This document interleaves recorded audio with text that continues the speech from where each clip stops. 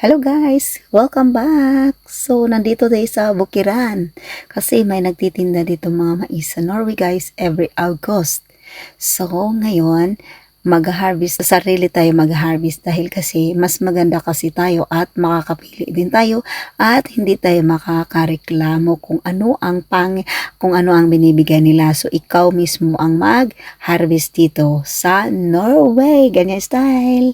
So, nandito tayo na sa bahay at kailangan bagong-bago siyang pudi. Kailangan natin kainin agad at mayamyam at kailangan natin isugba at i-grill natin at i-barbecue.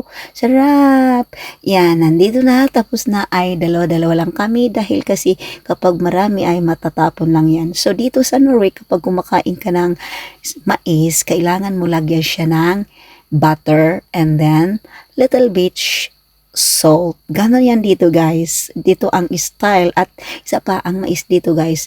Mga 2 days, 3 days, laya na siya, parang kunat na siya. Pero hindi pareha sa atin sa Pilipinas dahil long time talaga at hanggang to 5 days makakain mo pa yan at maganda pa rin ang kalabasan niya. Dito mga 2 days wala na, laya na. Yun lang guys. Thank you for watching everybody.